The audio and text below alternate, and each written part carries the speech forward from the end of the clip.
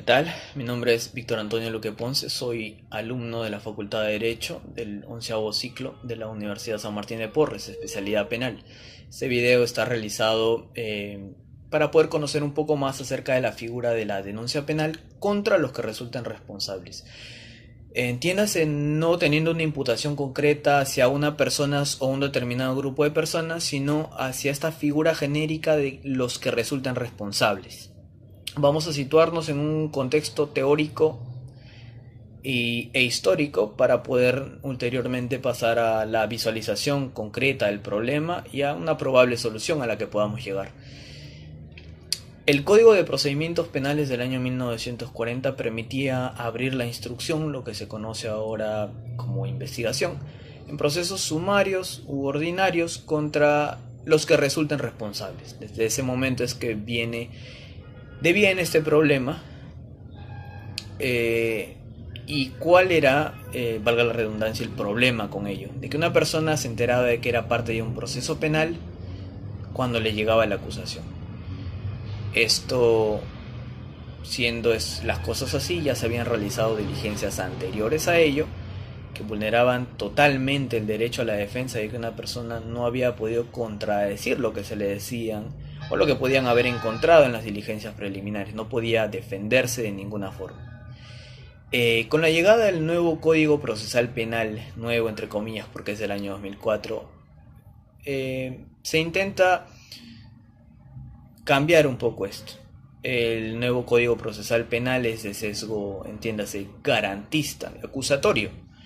En ese sentido, se entiende que una de sus principales contribuciones fue la de insertar e ingresar totalmente la oralidad al proceso peruano penal como base de su fundamentación, a fortalecer la figura de la igualdad de armas, en el sentido de que una persona podía contradecir y defenderse ante una acusación y ante la actividad probatoria que se venga realizando en su contra.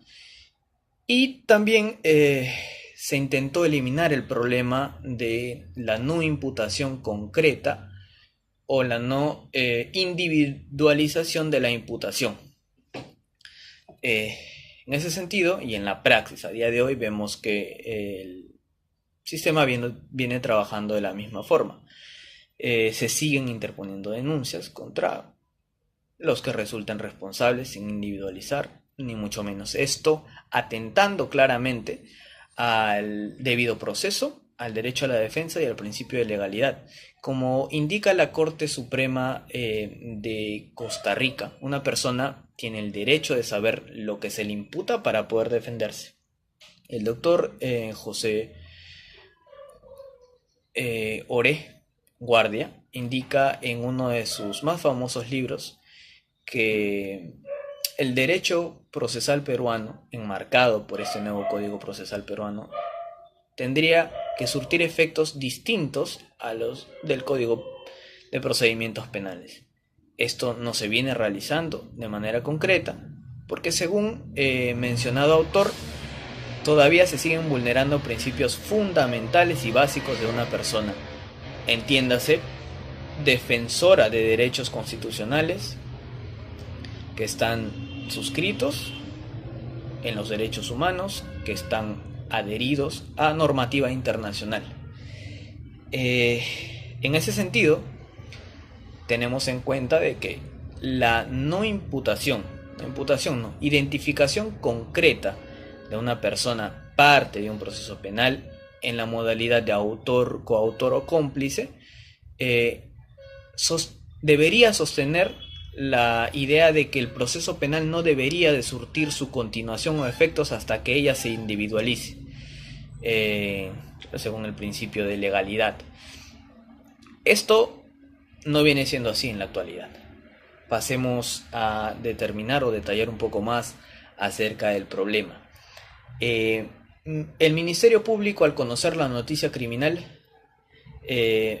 da inicio a las diligencias preliminares. Las diligencias preliminares, conocidos como un subgrupo dentro de la investigación preparatoria. Entendemos las tres partes de un proceso penal: el primero, investigación preparatoria; primer subgrupo, diligencias preliminares; e investigación preparatoria propiamente dicha, dividida por la disposición de formalización.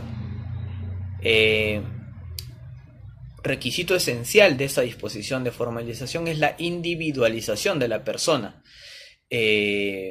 autora del crimen o de las personas que hayan participado en él.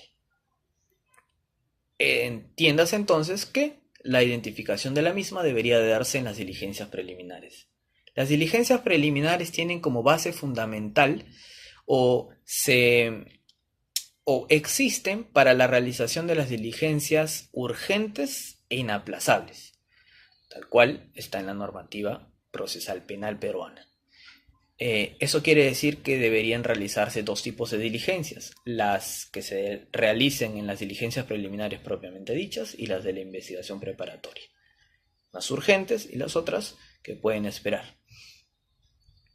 Esto no viene siendo así en el caso concreto, en el día a día del Ministerio Público. El Ministerio Público,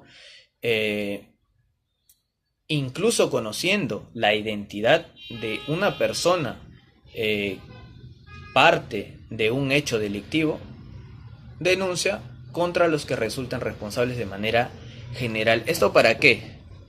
Bueno, es un tema que se trata mucho en la doctrina penal peruana en la actualidad, y que incluso se trata como una argucia del Ministerio Público.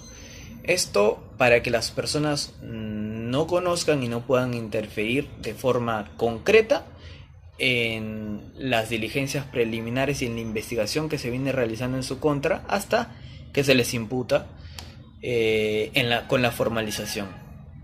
Un ejemplo muy claro y que se puede visualizar en muchos de estos textos doctrinarios es el tema de la colusión. La colusión referida a que existe una tercera persona, conocida casi siempre como extraneus, que normalmente en las denuncias del Ministerio Público viene siendo imputada de primera mano como testigo. Ese testigo, al tener esta calidad, que no es la misma de un autor, coautor o cómplice, no puede participar en las diligencias preliminares. Se le trata de la misma forma, es decir, y por eso dicen que la figura esta de contra los que resultan responsables es una forma de tratarte como autor sin que en el papel lo seas. Rendiciones de manifestación de largas horas, allanamientos de vivienda, cierre de cuentas bancarias y un sinfín de diligencias idénticas a las de otro interviniente procesal, como sería un autor u coautor. La persona que está siendo investigada, bueno, que tiene la calidad de testigo, aparentemente, sabe que tal vez al ser el ejecutor de la obra de colusión o al ser el beneficiado con ella, se le va a tomar como investigado, sea persona al proceso, y no se le permite por solamente tener la calidad de testigo. Esa persona, para participar en todas las diligencias, para conocer el contenido de todas las diligencias, para poder solicitar copias, y no se le permite surtir sus efectos, surtir el derecho a la defensa que toda parte procesal debe tener. En ese sentido, a la parte lo único que le quedaría hacer es poner una tutela de derechos ante el juez encargado para que se pueda estimar su caso, no debiendo de ser así, siendo totalmente negligente el actuar del Ministerio Público y altamente vulnerable de los derechos y principios que acompañan a una persona como parte, incluso agraviada, de un proceso, donde debería de tener una defensa, donde debería de tener una persona que represente sus intereses y que pueda contradecir lo dicho incluso en las diligencias urgentes inaplazables, que a veces no es así. También se utiliza la argucia de utilizar los que resultan responsables para no formalizar totalmente en un momento iniciado la investigación completamente tratada como tal. Entonces, en este mismo ejemplo de la colusión que nos referimos, una persona después recibe la formalización tomándola como autor, lo cual no es ilegal, pero atenta, como ya mencionamos, contra todos los principios de defensa de la agraviado, específicamente de los tres que mencionamos con anterioridad. Ahora, es menester bastante importante señalar que el Ministerio Público, si bien tiene a su cargo la persecución de la acción penal, el ius punendi, debe también otorgar todas las facilidades, sobre todo al encontrarnos en un proceso penal garantista, todas las facilidades para que una persona pueda ejercer el derecho a la defensa, para que el debido proceso se lleve de manera constante y concreta, y para que el principio de legalidad no sea vulnerado. Esas tres aristas son determinantes y totalmente importantes. En ese sentido, habiendo detallado el tema, podemos pasar a la solución que se pueda determinar. El código